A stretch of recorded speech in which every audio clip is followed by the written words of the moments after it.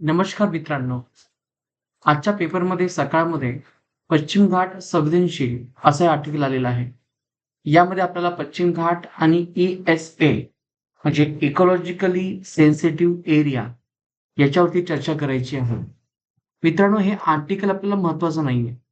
परंतु याच्या मागची जी बॅकग्राऊंड जी इन्फॉर्मेशन आहे, त्याच्यावरती आतापर्यंत खूप सारे प्रश्न आलेले आहेत आणि येऊ शकतात. तर या दृष्टिकोनातून आज आपण पश्चिम घाट आणि ई-एस-ए, ई-एस-एचा अर्थ हा होतो इकॉलॉजिकल सेन्सिटिव्ह झोन. यालाच आपण इथे पर्यावरणीय दृष्ट्या संवेदनशील क्षेत्र असं आपण या ठिकाणी इथे म्हणत असतो. मित्रांनो, पश्चिम घाटाचं संवर्धन करणे, जी जैवविविधता आहे त्याचं संवर्धन करणे, यासाठी ई-एस-ए, इकॉलॉजिकल सेन्सिटिव्ह एरिया असं याचं हे नामांकन करण्यात आलेलं आहे. यासाठी आपण गाडगीळ समिती, त्याच्यानंतर कस्तुरीरंगन समिती, या समिती आपण ह्या स्थापन केल्या होत्या. जे काही आपण इथे झोन हा डिसाईड केलेला आहे, यामध्ये काही जे काही उद्योग आहेत, खाणकाम असेल, मोठे उद्योग असेल, प्रदूषणकारी प्रकल्प असतील, जे पर्यावरणाला हानी पोहोचवतात त्याला संपूर्णतः बंदी घातलेली आहे. असा हा झोन म्हणजेच काय आहे? ई-एस-ए, इकॉलॉजिकली सेन्सिटिव्ह एरिया. तर हा जो काही झोन आहे, तर तो प्रामुख्याने पश्चिम घाटासंदर्भात आहे. त्यासाठी कोणकोणत्या समिती आहेत ते आपण पुढे बघणारच आहोत. पण त्याच्या आधी पश्चिम घाटाबद्दल आपण माहिती समजून घेऊयात. मित्रांनो, पश्चिम घाट जो आहे, तो भारताच्या पश्चिम किनारपट्टीच्या पर्वतरांगामध्ये आहे. जसं की तुम्ही इथे बघू शकता. 6 राज्यांमध्ये पसरलेला आहे. गुजरात, महाराष्ट्र, गोवा, कर्नाटक, केरळ आणि तामिळनाडू. तर किती राज्य आहेत? 6 राज्य आहेत. तर पश्चिम घाट हा हिमालयापेक्षाही जुना आहे. हा फॅक्ट खूप महत्त्वाचा आहे. पश्चिम याला युनेस्कोचा दर्जा मिळालेला आहे. मित्रांनो, जे काही जगामध्ये बायोडायव्हर्सिटी हॉटस्पॉट आहेत, ते एकूण 36 आहेत आणि यापैकी आपल्या भारतामध्ये आहेत 4. यापैकी पश्चिम घाट हा त्यापैकी एक आहे. तर त्यामुळे या पश्चिम घाटाचं संवर्धन करणं आवश्यक आहे.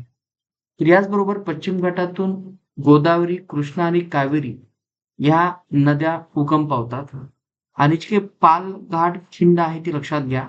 जी केरळ आणि तामिळनाडूला जोडते, त्याचं नाव आहे पालघाट खिंड. आता हे जे काही तुम्ही बघत असता पश्चिम घाट, याच्यामध्ये सर्वोच्च शिखर कोणतं आहे? तर ते आहे अन्नाईमोडी आणि महाराष्ट्रामध्ये हा सुद्धा पश्चिम घाट आहे. याला आपण या ठिकाणी ते कळसुबाईचं शिखर असं म्हणतो, ज्याची उंची ही 1646 एवढी आहे. तर हे आपल्याला इथे लक्षात ठेवायचं आहे. मित्रांनो, असा हा जो काही पश्चिम घाट आहे, याचं संवर्धन व्हावं, यासाठी 2010 मध्ये केंद्र सरकारने वेस्टर्न घाट इकॉलॉजी एक्सपर्ट पॅनल याची स्थापना केली होती. याचे अध्यक्ष हे माधव गाडगीळ होते, ज्यालाच आपण इथे आज गाडगीळ समिती असं म्हणतो. मग ही समिती का स्थापन करण्यात आली?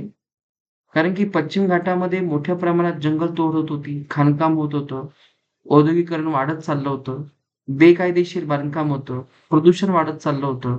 यामुळे केंद्र सरकारने याच्यावरती उपाय म्हणून ही समिती स्थापन केली. या समितीने काही आपल्याला शिफारसी दिल्या. जसं की पश्चिम घाटातील 64% क्षेत्र जे आहे ते ई-एस-ए, इकॉलॉजिकली सेन्सिटिव्ह झोन म्हणून घोषित करावे, अशी शिफारस केली. खाणकामावरती बंदी घालावी. ग्रामसभा आणि स्थानिक स्वराज्य संस्थांना अधिक अधिकार द्यावे. पर्यटनपूरक किंवा पर्यावरणपूरक पर्यटनाला प्रोत्साहन द्यावे. रेड कॅटेगरी उद्योगांना बंदी घालावी, अशी शिफारस त्यांनी दिली होती. परंतु जी काही शिफारस दिली असेल, त्याला केंद्र सरकारने विरोध केला किंवा त्याला अनेक राज्यांमध्ये विरोध झाल्यामुळे केंद्र सरकारने 2012 मध्ये कस्तुरीरंगन समिती स्थापन केली. लक्षात घ्या, कस्तुरीरंगन समितीने सुद्धा ई-एस-ए, इकॉलॉजिकल सेन्सिटिव्ह झोन याचा दर्जा दिलेला आहे.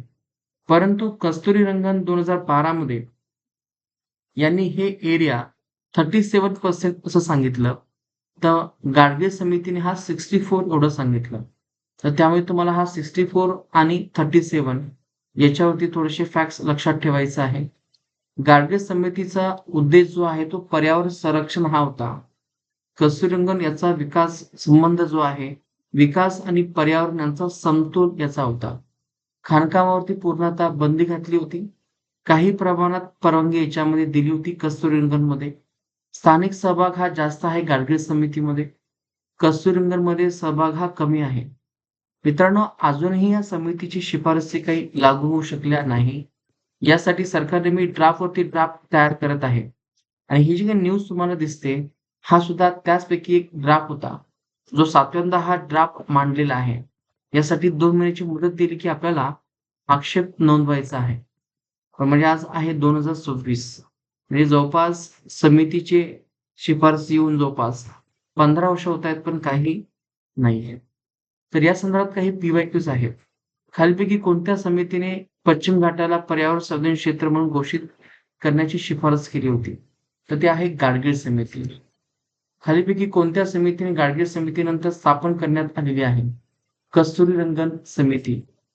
गाडगीळ समितीने पश्चिम घाटाला किती टक्के क्षेत्र हे पर्यावरणीय संवेदनशील क्षेत्र आहे असं घोषित करण्याची शिफारस केली? 64. तर कस्तुरीरंगन किती आहे? तर 38%. तर मित्रांनो, अशा प्रकारची आपण एक छोटीशी न्यूज कव्हर केली, जी आपल्या पूर्व आणि मुख्य दोन्ही पर्स्पेक्टिव्हनी ही महत्त्वाची आहे. धन्यवाद.